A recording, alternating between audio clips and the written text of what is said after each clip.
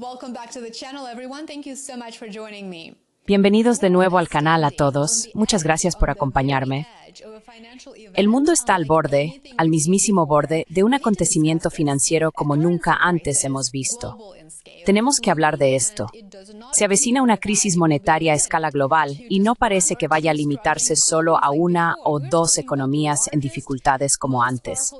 Estamos hablando de que las economías más grandes y poderosas del mundo están en riesgo. Las señales de advertencia están en rojo. 7 países importantes, Canadá, Francia, Italia, Japón, España, el Reino Unido y Estados Unidos, tienen ahora una deuda pública que supera el tamaño de sus economías enteras. Y por cierto, no se trata de países en desarrollo, son países del G7.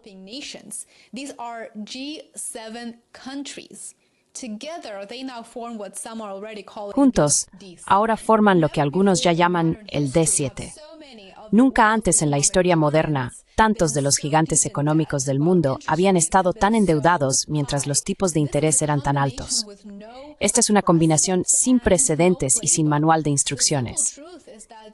La simple verdad es que estos países se endeudaron mucho durante la crisis financiera global de 2008 y de nuevo durante la pandemia. Pero a diferencia de crisis anteriores, ahora intentan gestionar sus enormes deudas en un entorno de altos tipos de interés.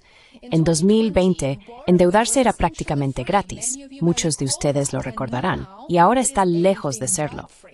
Según el Fondo Monetario Internacional, la deuda neta del D7, deuda menos activos financieros, se sitúa en torno al 100% del PIB. Eso nunca había ocurrido en un momento en que los bancos centrales han subido los tipos de interés en cientos de puntos básicos en solo unos pocos años.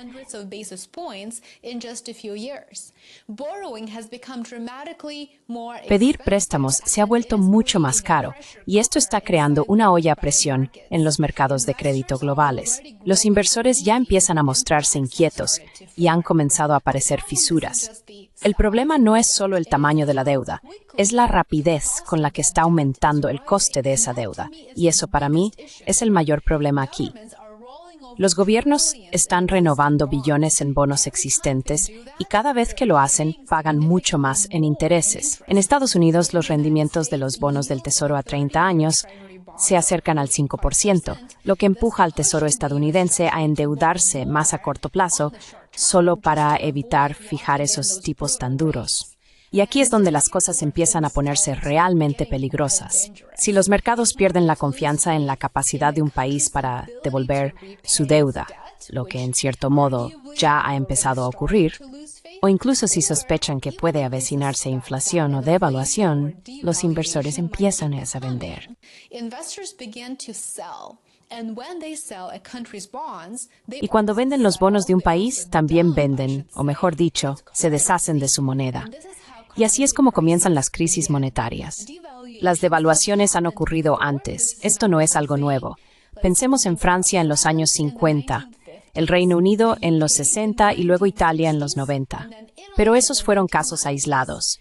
Hoy en día, que un solo país accione ese mecanismo podría desencadenar una reacción en cadena en los mercados globales.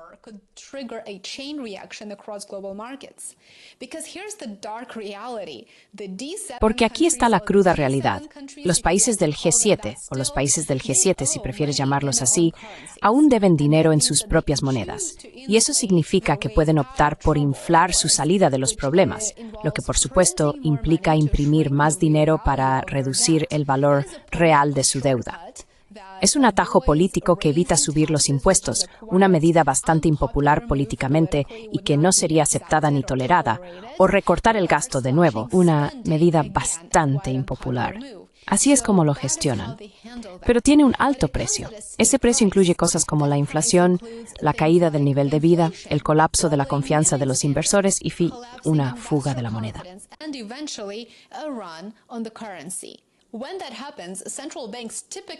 Cuando eso ocurre, los bancos centrales suelen intentar defender sus monedas vendiendo reservas. Pero aquí hay otro problema. Los bancos centrales de los países del G7 tienen reservas en las monedas de los demás. Así que cuando una cae, todas lo sienten. El sistema está muy interconectado y una vez que comienza la devaluación, rara vez se limita a un solo país. En 1967, el Reino Unido devaluó la libra. En cuestión de meses, España, Portugal hicieron lo mismo para mantener la competitividad de sus exportaciones. Efecto dominó, y esto es exactamente efecto mismo lo que está viendo ahora, lo ocurrió en Asia. Por ejemplo, en 1997, Tailandia devaluó, luego Corea del Sur hizo lo mismo, Indonesia también.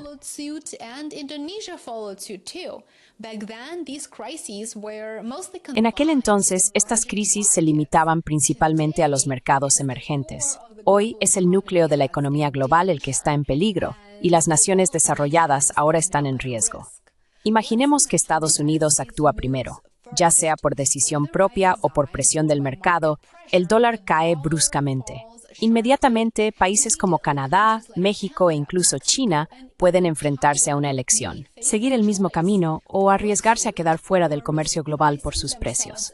Al mismo tiempo, los inversores institucionales, que por supuesto gestionan billones de dólares, probablemente se verán obligados a revaluar sus carteras. Si una moneda importante cae, el resto parecen demasiado arriesgadas. Venden de forma generalizada. Los mercados de bonos en Europa, Asia y Norteamérica sufren golpes simultáneos.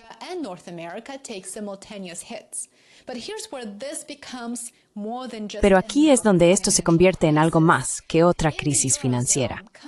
En la eurozona, los países comparten un banco central y no todos están igualmente preparados.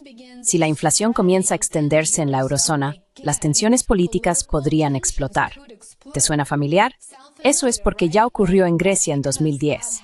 Solo que esta vez las cifras implicadas serían exponencialmente mayores.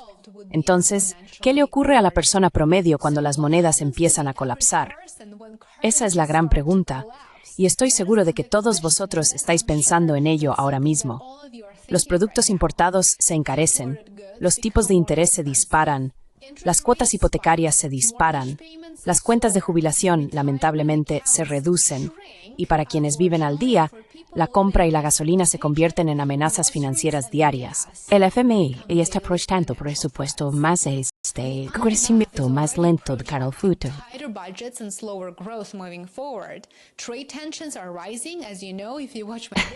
Las tensiones comerciales están aumentando, como ya sabrás si ves mis vídeos, y sin reformas estructurales serias, a los países del G7 les quedan pocas opciones.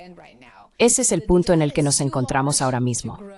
La deuda es demasiado grande como para salir de ella mediante el crecimiento, la política está demasiado rota como para recortar el gasto.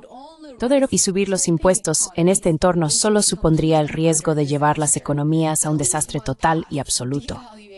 Eso deja un solo camino, la devaluación, ya sea deliberada o forzada. Cuando las monedas caen, se llevan todo por delante. Recuerda, se llevan todo por delante. Salarios, ahorros, inversiones, comercio.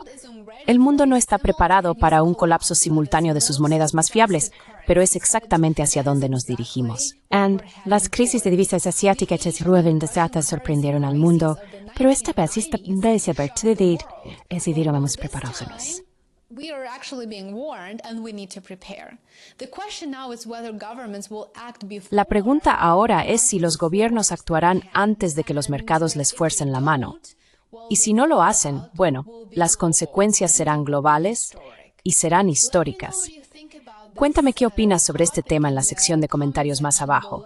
Me encantaría saber tu opinión y dinos si estás haciendo algo para prepararte. Muchas gracias por ver el video.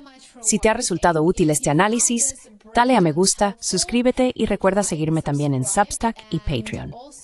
Me encantaría verte por allí también, que disfrutes el resto del día y nos vemos aquí de nuevo en mi canal mañana. Hasta pronto. Back here on my channel tomorrow. Bye for now.